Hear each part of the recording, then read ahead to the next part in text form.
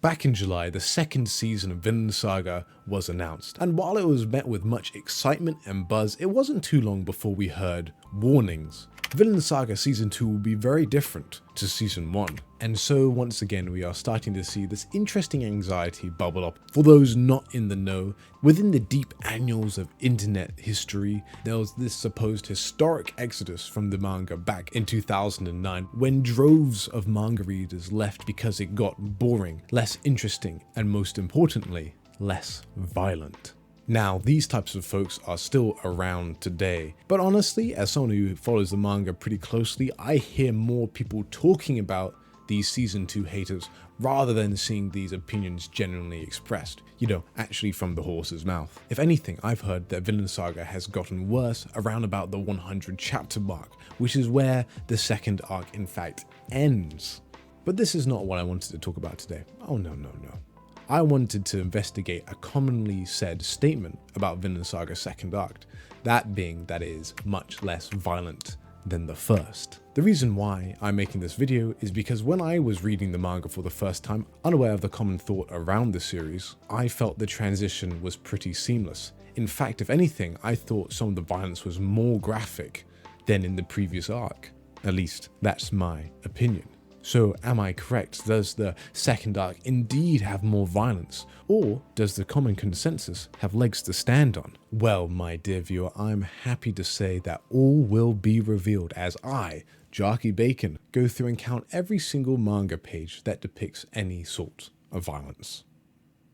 Now, before I start, I should mention that this video is part of this year's NOVID challenge, which is run by Sir Pause and Select, with this year's theme being a literature review. So these are the three videos I'd like to build upon, as they all mention the idea that the violence in Vinland Saga decreases in the second arc. I stopped reading in a fairly well-known section of the manga that people talk about here and there. You might see some discussion down in the comments where, let's just say, the violence cools down for a while. And then we have much more mature audiences who are most likely manga readers who don't care about the fights and just want to see Thorfinn's story unfold fully. And the second season is definitely in favor for the mature audiences. Vinland Saga is fucking incredible, but the prologue is so different than the rest of the story that if you come into it with the same expectations, you're gonna just get whiplash. You're gonna be like, where's the action? Where's the killing? Where's the violence? There was so much of this. So without further dilly-dallying, let's open up Excel and start counting those pages. Within this project, I've defined violence to be that where you can explicitly see the intentional harming of another being. This is anything from slapping someone across the face to cutting them limb for limb. Now, that may raise a few eyebrows since not all violence is equally as graphic or gory. So I made two categories, one for mild violence and one for graphic violence. To distinguish between the two, I used this description of graphic violence from Wikipedia. Graphic violence generally consists of any clear and uncensored depiction of various violent acts. In fictional depictions, appropriately realistic plot elements are usually included to heighten the sense of realism, i.e., blood effects, prop weapons, CGI. In order to qualify for the graphic designation, the violence depicted must generally be of a particularly unmitigated and unshielded nature. So basically, if there's copious amounts of blood, people losing limbs or heads, or forecals on the screen, it's gonna be graphic. Now, before I reveal my results, I must give a massive thank you to Lady V Grey, who was so kind to send me over all her information regarding the number of pages per chapter. This significantly sped up my production process. For those who don't know, Lady V Grey has been putting in a Herculean effort revamping and editing the Vinland Saga wiki page, adding in blurbs and descriptions for each and every chapter. Last time I checked, she had written over 550,000 words on just the war arc alone.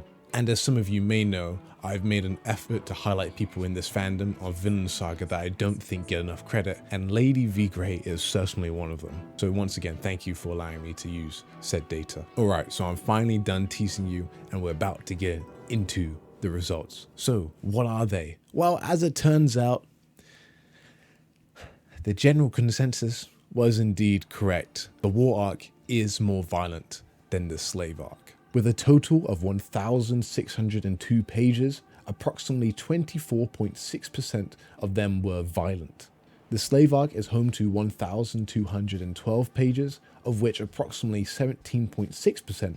Now, I'm sure for many, those numbers may actually seem closer than expected, with there being only a 7% difference between the two. But what is more fascinating to me is when you look at the percentage of violence depicted that was in fact graphic, with the war arc being at 40.4%, while the slave arc being at 38.5%. So basically, when the slave arc gets violent, it gets just as violent as the prologue. You could even perhaps argue that it's more graphic because of how Yukimura's art has become more and more detailed over time. So what, may I ask, caused this less violent notion to come about? Perhaps those back in 2009 were only reading the early parts of the slave arc and not the latter parts. But when comparing them to each other, Book 4, the one with the climax of the war arc, has almost just as much violence as Book 5. In fact, when you look at Book 3, it's clear there's been a massive drop-off in general. The percentage of graphic violence in Book 3 is almost the same as the total violence of that in Book 4. Well, then, what's the difference? Now it's time for my opinion. I think a lot of this less violence talk has more to do with the size of the conflict, not necessarily the amount of conflict. We go from politics for the Kingdom of Denmark to, well, something more small scale. Something some may say is more grounded. To go further into my analysis, I'm going to throw up a quick manga spoiler warning. It's nothing too specific, but it's going to spoil the basic trajectory of the story. However, if you were paying attention to the prologue, it probably wouldn't be that surprising to you. Back in 2009, the anime and manga communities were much, much smaller. And it seems to be that Vinland Saga was known as that thing you read after you catch up on Berserk and are in that state of waiting for the hiatus to end. So when you're zipping through, binging through the manga, you may miss some of the more thematic elements. Instead of remembering the big thesis statement from Thor's at the beginning, you're more excited about Askeladd or Thorkel or, Best Boy Ear.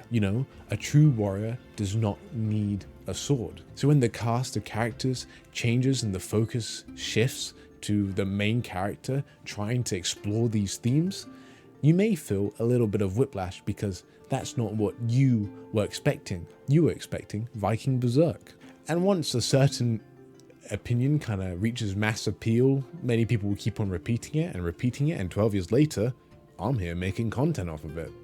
And I think I should make it clear that the stats don't say the whole story. They do, by their nature, suck out context and a lot of nuance. The difference between graphic and mild violence can sometimes be incredibly blurry and grey, and honestly matter up to your interpretation. Even Wikipedia leaves room for interpretation. There's no cutoff point saying here is graphic and here is mild. For example, if someone's just about to swing at someone and then you flip over to the next page and they hit them, does that previous page of them trying to swing at them count as hitting them? But what happens if someone tries to swing at someone but they stop just before they hit him? Does that swing also count as intentional violence? Well, they're not harming them. Well, in my system it didn't, but for some it may. So sadly my stats make things look a lot more binary than I would have liked. But hey, it's all for a bit of fun. If you want to have a more close look, I will have a link to my spreadsheet in the description where you can go and download it. And so, manga readers, should we be worried for the anime only's reaction to Vinland Saga Season 2? Well, no, I don't think we should. Firstly, because the Vinland Saga anime is already pretty slow and methodical by a lot of anime standards. People who are only there for the action and violence would have probably already left already for another show. The conversation around Vinland Saga is different now. People no longer think it as Berserk with Vikings, but instead as something on its own, something unique. Secondly, the voices talking about Vinland Saga now, the ones that are influencing opinion, have already framed Vinland Saga as a slow-telling epic. I think a lot more people kind of understand where the story is going, even if they haven't actually read the manga yet.